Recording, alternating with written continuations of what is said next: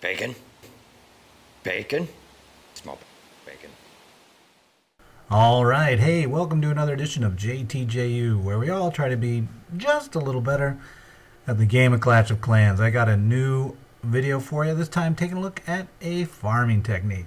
Barch. Yes, you're saying, oh my god, there are so many Barch videos. Supposedly, though, I have one of the fastest Barch deploys anyone's ever seen, somewhere around 10 seconds, so I thought I'd share it.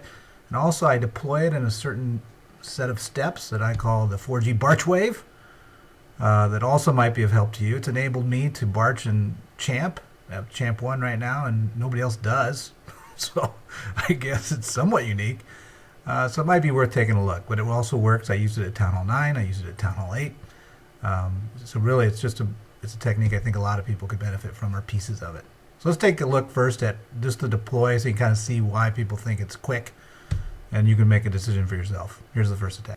Okay, so walkthrough number 1. First of all, watch the deploy. Giants down first, that's the 4G. Then the first Barch wave comes down to tie up the defenses so that the archers that come behind it now are not shot immediately. The Giants bought time for the Barch wave to get in.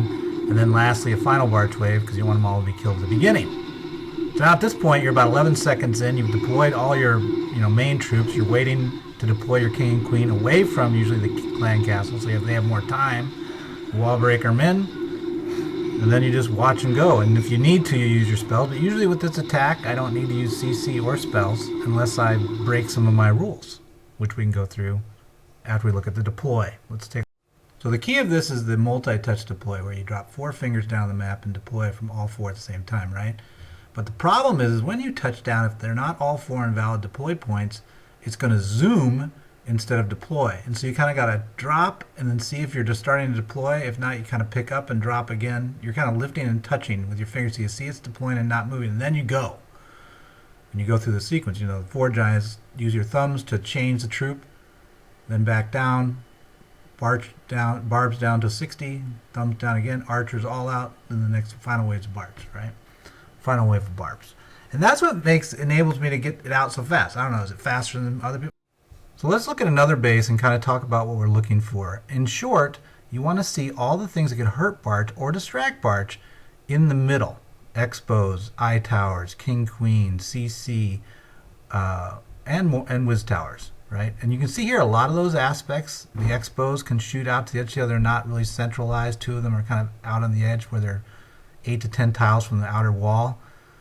Those are going to harass your Barch team. As well, the king on the 6 o'clock, 6:30 position there is going to come out and distract your Barch team.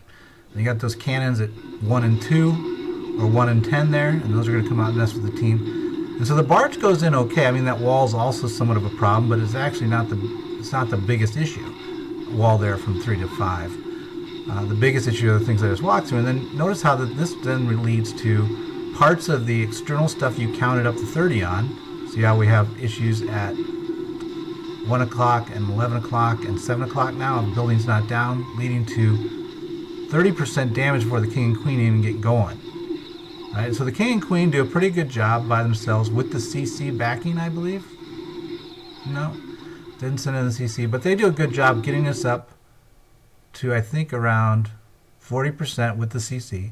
And then you use lightning to basically take out the weakened buildings. You'll get a lot more done by shooting between the middles of buildings than you think. Just remember, camps, pads, huts are all single shot as well. Okay, so for you iPhone users out there, it can work there too.